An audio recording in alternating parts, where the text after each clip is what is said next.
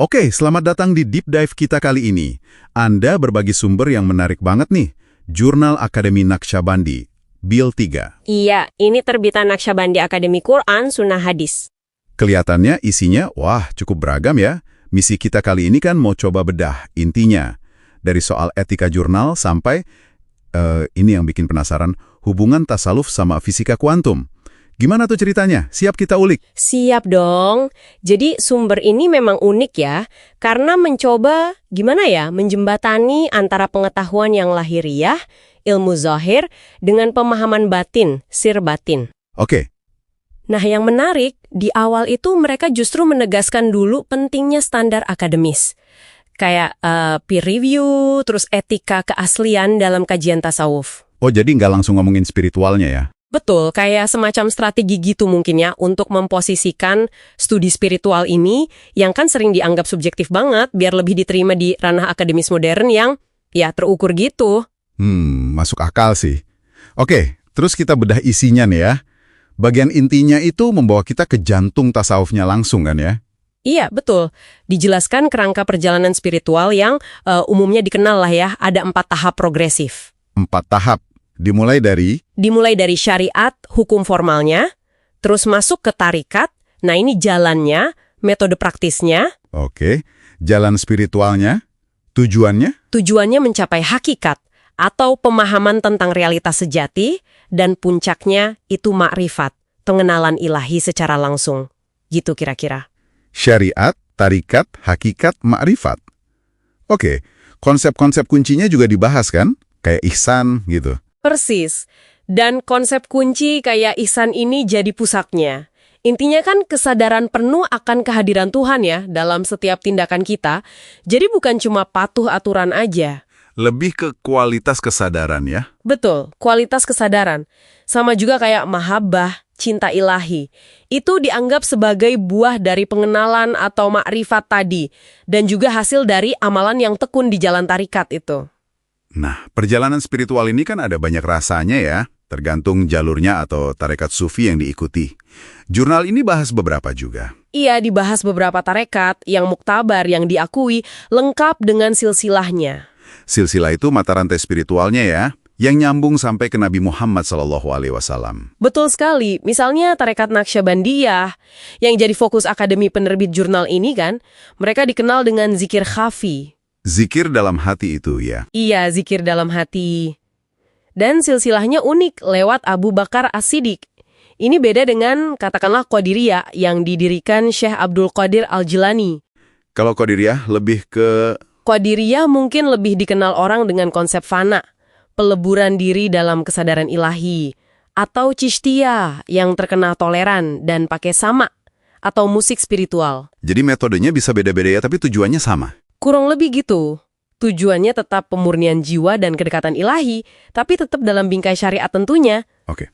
Nah, dari doktrin, sejarah tarekat ini, jurnalnya terus bergerak ke area yang lebih tak terduga nih. Haha, iya. Ini bagian yang cukup bikin penasaran. Artikel-artikel terakhirnya tuh bahas konsep nisbat rohaniyah. Apa itu? Semacam koneksi spiritual gitu. Iya, nisbat rohaniyah itu semacam keterhubungan spiritual. Antara guru dan murid, atau bahkan antar para aulia Allah, sahabat Allah. Dan katanya koneksi ini bisa melintasi ruang dan waktu. Melintasi ruang waktu? Maksudnya gimana?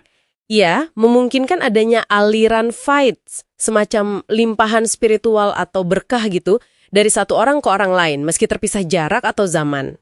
Itu keyakinan intinya. Wah, ini udah masuk metafisika banget ya? Banget. Konsep nisbat rohaniyah ini memang inti transmisi dalam tarekat ya. Keyakinan adanya koneksi batin yang dalam, yang nggak terikat batasan fisik. Oke. Terus, hubungannya sama fisika kuantum tadi? Nah, ini dia yang paling mencolok dan mungkin ya memancing diskusi. Jurnal ini berani melangkah melakukan kajian interdisiplin. Maksudnya? Beberapa artikel secara eksplisit mencoba menjajaki kemungkinan paralel antara konsep nisbat rohaniyah tadi dengan fenomena di fisika modern. Anda merujuk ke penyebutan quantum teleportation sama keterikatan kuantum itu ya? Saya baca sekilas juga agak kaget. Ini tujuannya apa sih sebenarnya? Membandingkan dua hal yang kayaknya jauh banget ini. Pertanyaan bagus.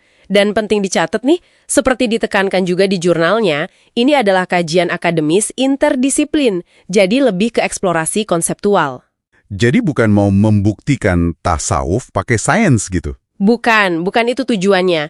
Lebih kayak upaya mencari bahasa atau metafora dari fisika kuantum. Misalnya konsep keterikatan kuantum itu kan, di mana partikel yang pernah interaksi itu tetap terhubung secara misterius meski udah pisah jauh. Oh, jadi analogi gitu ya? Iya, bisa dibilang analogi atau metafora untuk membantu memahami ide nisbat rohaniyah yang abstrak tadi. Jadi lebih ke arah membuka dialog aja sih antara paradigma spiritual dan paradigma saintifik modern. Oke. Jadi upaya eksplorasi bahasa dan paradigma, ya? Bukan klaim pembuktian saintifik, paham? Tepat. Wilayahnya memang spekulatif, tapi ia menarik secara intelektual.